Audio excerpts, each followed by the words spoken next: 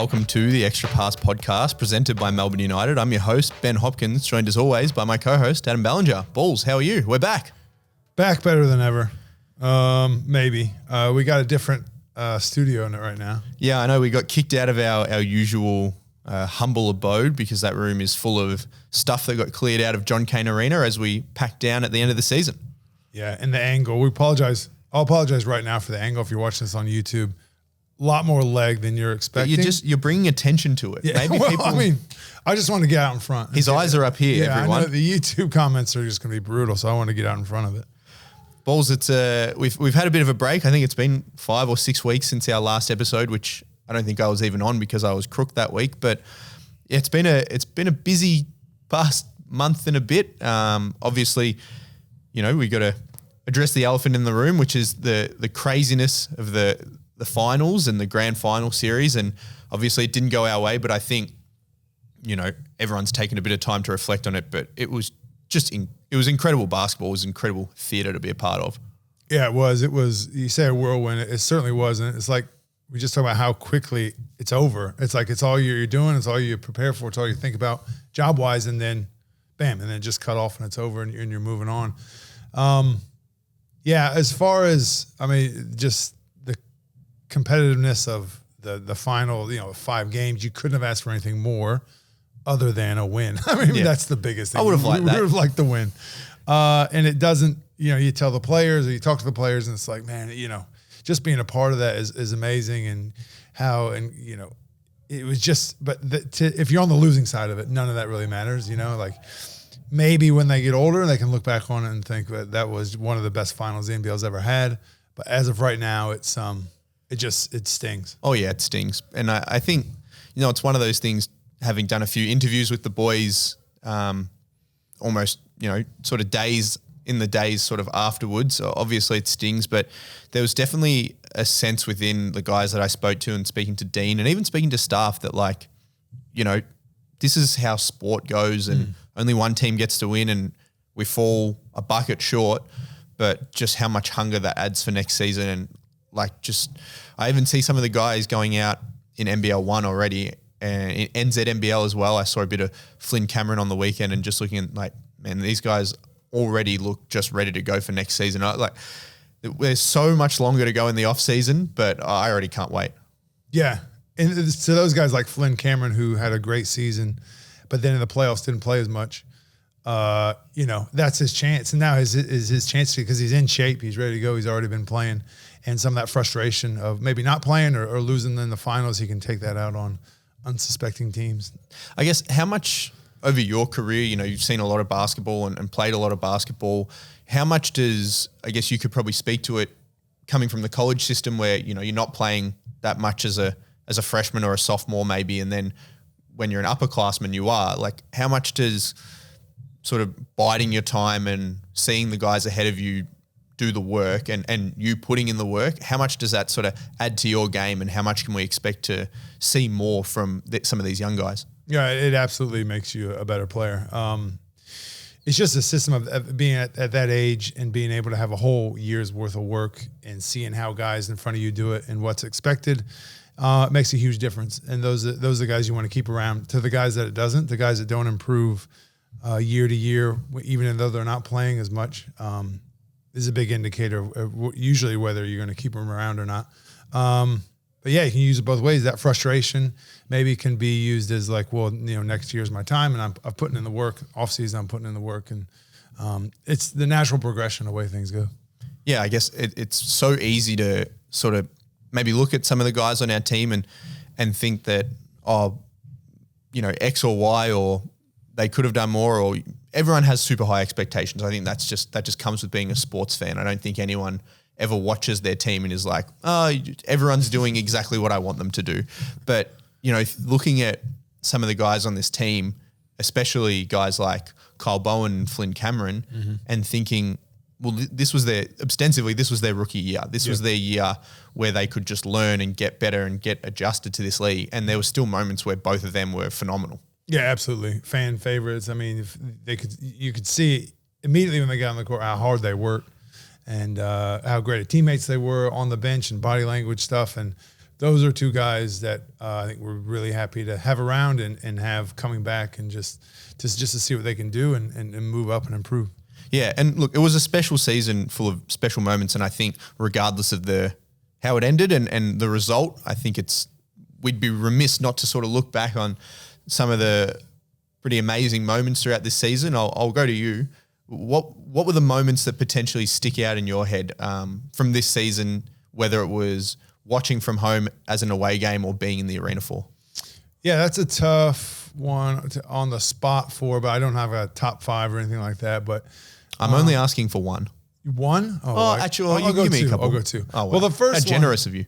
The first one, I mean, these are easy ones. I'm picking the easy ones, so hopefully you've got something you can dig a little deeper. But the open air game was it right before Christmas? Yeah. It's just an energetic time in the city, and in everyone's lives. Got time off. You're going into a break, and the weather was perfect. The game was an overtime win. Yeah, it was ridiculous. Yeah, it was packed. The roof was open, obviously. Fireworks. It was exciting. It felt like a playoff game in the middle of the year. That would be the number one. The other one would be, we haven't talked about it, and this is not a highlight, it's a low light, but just how stunning it was when McVay's shot went in. I don't want to talk about that. I mean, I know we don't want to talk about it. I mean, that is how close it was and how the way sports goes. If that shot bounces off the back rim or is an air ball like it was supposed to be, like everyone expected, we win. Most likely we have won the series and we move on. It truly is a matter of like seconds in a game or one bucket of being happy or being miserable. Yeah, and I guess you can look, the flip side of that is Delly's shot at the end of game 5. He puts it up and the shoe's on the other foot, which I think we all wish it was. Everyone in this room, which is just us two, clearly, but everyone listening as well, it would have been the greatest shot in NBL history. Oh, and the greatest series, greatest shot. I mean, that would have been on, that's a Sports Center type thing. That's number one around the world. But just how, so I was in the crowd. I was up, my family was there. So in the second half, I was sitting with them up behind the shot, kind of higher up, and just how stunned the entire crowd was. Like, you just don't see that or hear that. It was, everyone had to process it for a split second. Like, it was almost like you could hear the ball go in the hoop. It was just a weird Twilight Zone type of thing. And even it seemed like to me the Tasmania fans even took a second to cheer. And the Melbourne fans were stunned for at least 2 or 3 seconds of no sound, like hands on the head. Like, what happened? Yeah, and it sucked. Obviously, it sucked from our perspective. But I think one of my most special moments of the year coming off the back of that was game 4. I'm lucky enough that in my role – on the road. Yeah, we get to go on the road for a couple of games a year, and game 4 was one of those. And there was definitely, all the staff that were there, because a fair few of us went, there was definitely a sense of just, I don't know, it was just like, yeah, this is, if we lose, it's over. Mm-hmm. But then you see the guys and the team, and there was just this air of calm around them, and they were just like, well, we're not losing. Yeah. We're going in and we're winning, and we're bringing it back to Melbourne for game 5. And I just remember just the ebbs and flows of that game. It was crazy. Like, one team was on a run and then the other team's on a run. And then obviously it comes down to, the last few moments, and Joe comes away with that steal, which was, a phenomenal play from him. IC hits one of 2 free throws and it comes down to another McVay shot, which bounces out, and just the excitement after that win was something I'll never forget. And I think, there was so much excitement in game 5 as well. And as we mentioned, it doesn't go our way, but that's just sport. I think, sometimes it doesn't go your way, but it doesn't take away from how, it's pretty cool just getting to work in this environment and, being a part of that. And it just makes you even more hungry and even more excited for the next season. Cause I think it's the only feeling in my head as soon as this season ended was just like, I just want free agency to be over, and I just want next season to start, even though I do really want to enjoy this time of not working every weekend because it takes its toll. The whole final series, it was just a blur. It was just like, a bit over a month of just like crazy basketball every night.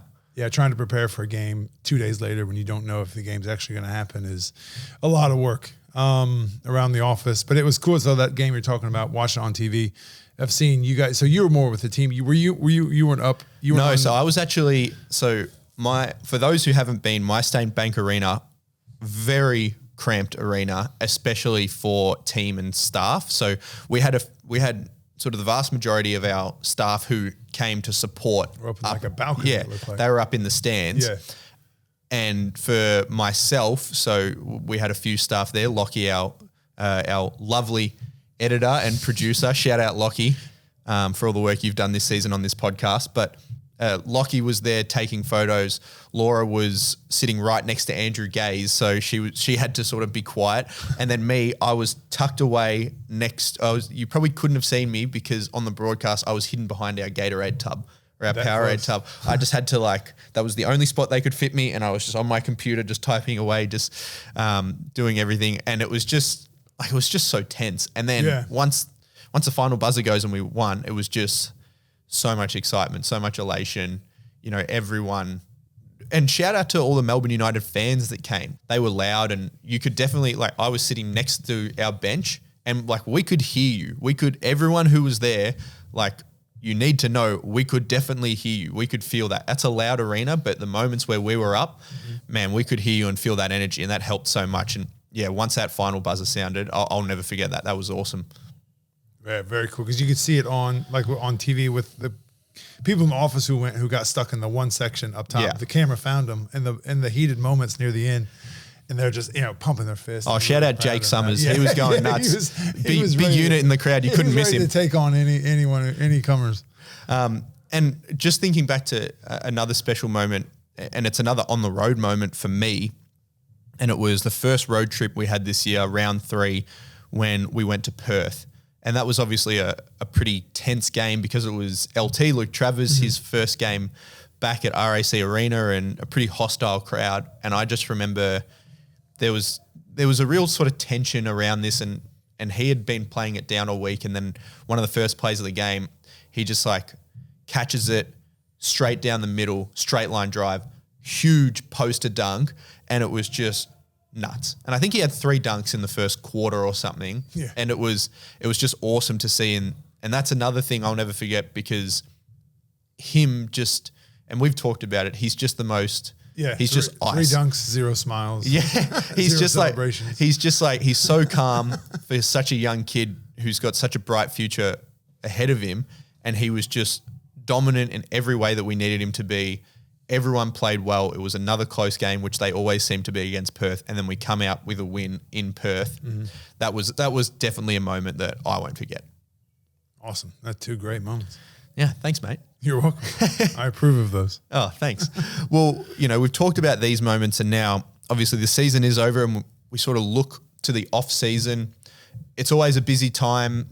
I think it's exciting that compared to last year, when going into last year, it was Chris, Shea, and Ariel coming off his injury that were the only guys signed. And this year we've got 7 guys under contract.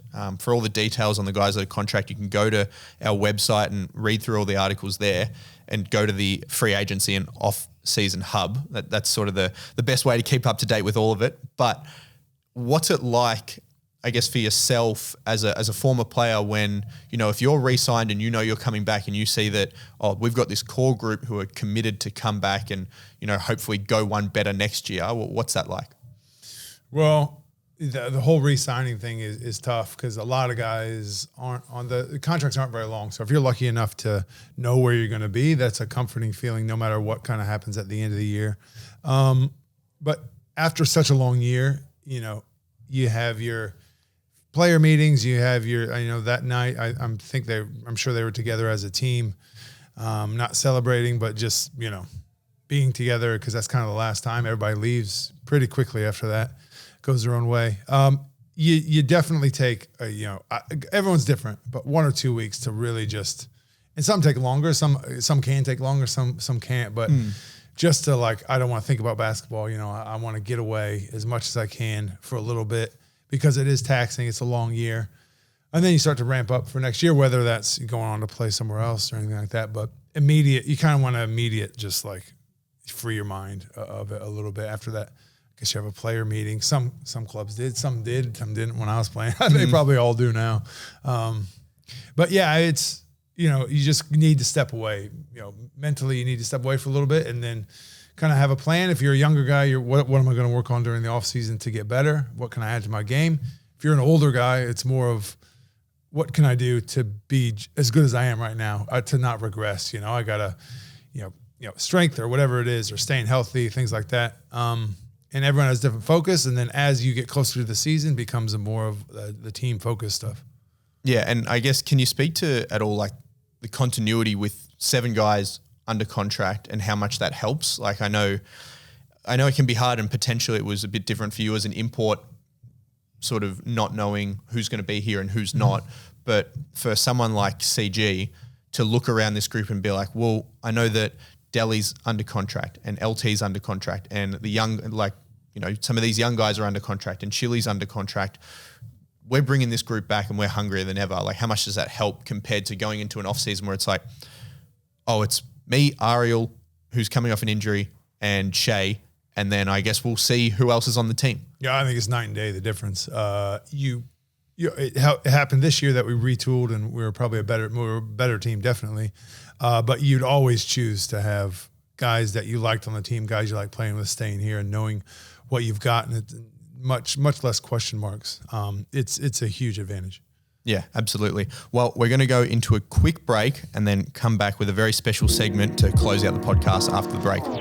Want to stay up to date with everything happening at Melbourne United? Download the Melbourne United app today. Filled with videos, audio and articles about your favourite team, it's the one-stop shop for everything Melbourne United. Download the Melbourne United app via the App Store on iOS or the Google Play Store on Android. And we're back on the Extra Pass podcast, and it's time for Fast Five with Ben. Ready? This is Fast Five with Ben. Been waiting for this the whole time. Now we're on to the fun stuff. Yeah, they're hard hitting, so I hope you're ready. Hey, here we go. To me. Yes, I know. I kept it a secret from you, Balls, but you're a bit of an enigma, and people want to know more about you. So I thought I'd come up with 5 quick questions, get your insight on things. Not necessarily all basketball related, but I just wanted to. You've been quizzing all of our guests all season, and finding out more about them. But a lot of my own stuff in there, anyways. People might be like, "Oh, not more of this," but hey, I take this as a huge compliment. Yeah, well, if you do think that, stop listening. All right, question number 1: what was your favorite road trip and why? And give us one for college and the NBL. Jeez, favorite road trip in college. Well, it'd be the Final Fours because private jets. Yeah, you get private jets. We flew on the Round Ball 1, which is the Detroit Pistons private jet. I think they were the first team, might have been the first team to have a private jet. We flew on that. That was always cool. And if we didn't, we flew a chartered full-size plane because you take the band, you take cheerleaders, you take boosters. They sit in the back there. We get sit first class. It would be something like that, or there's tournaments, like sometimes you do preseason tournaments. We went to Hawaii once, Puerto Rico another time, because you actually get time to do other stuff. So after the game, hopefully it's a win. The coach, like the next day, if there's a day in between or whatever, you're like, oh, we'll have practice, but then you actually get free time for 3 to 4 hours. It's like, oh my God, what are we going to do with all this free time? That's crazy. Probably study for your classes. Yeah, I'll study when I get back. I'll study on the plane. But that would be the more, when you actually get a little bit of time to sit and relax and be around teammates. Other than that, college-wise, it's very business. Like you fly in, the night before, go to shoot around, come back to the hotel. There's not much time to do anything other than basketball.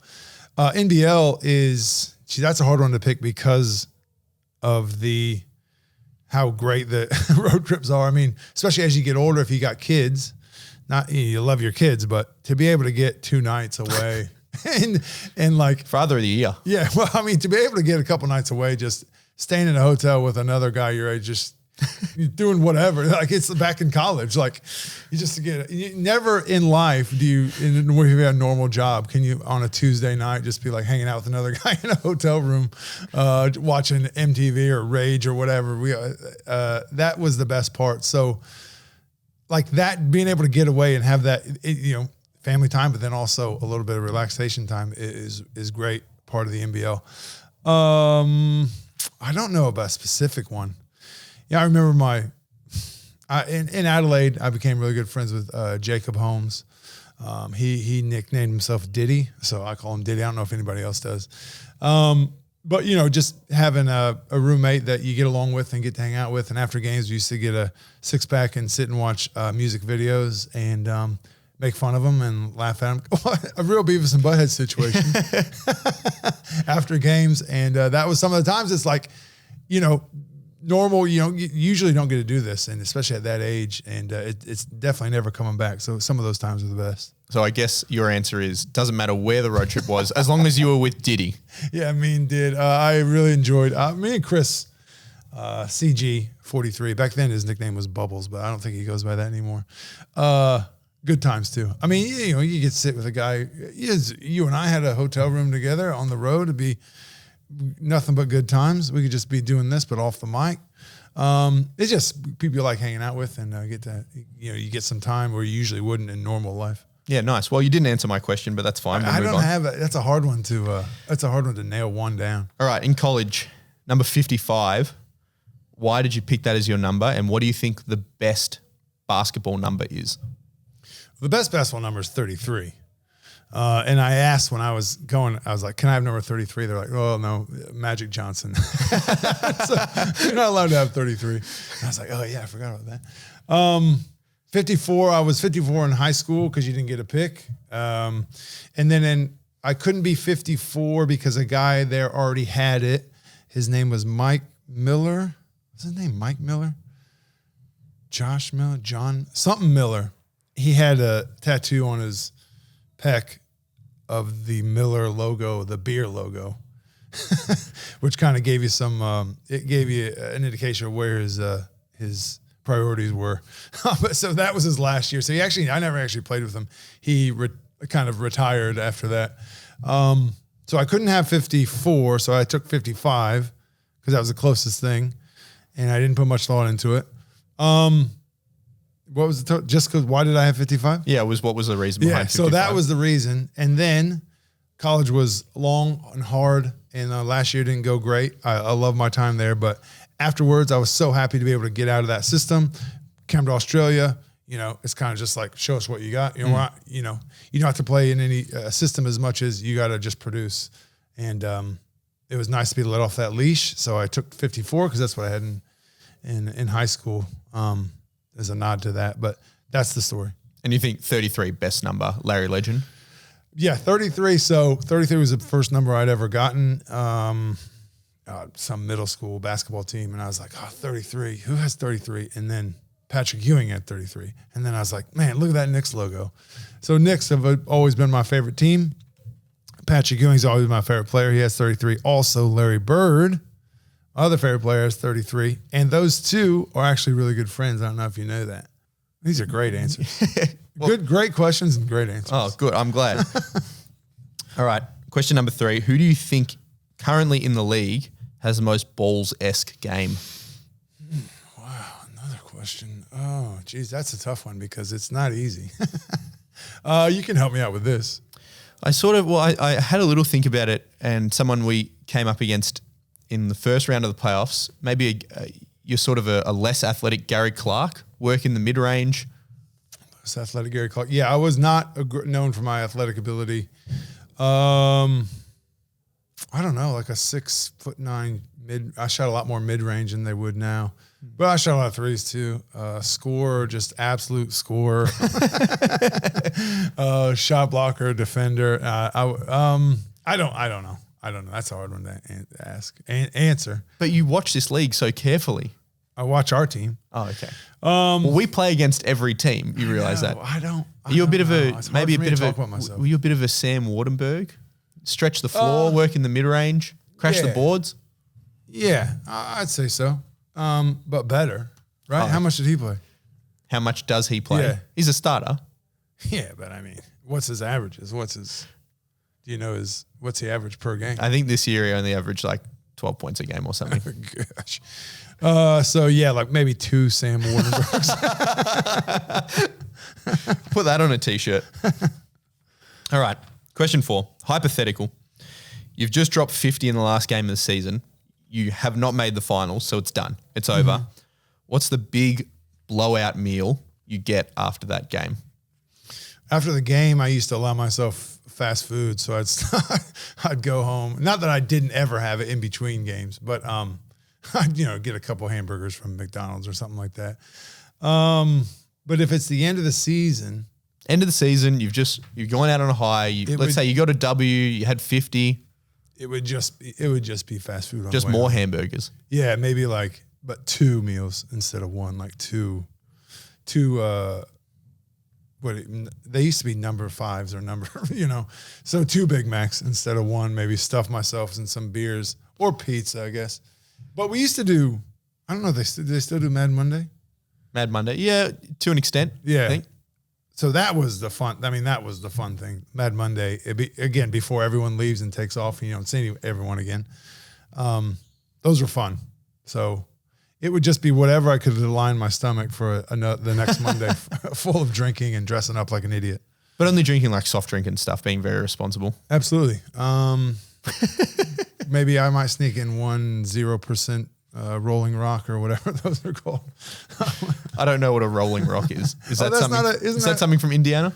I thought Rolling Rock isn't popular here. What about Han? 0% Han. Han Super Dry.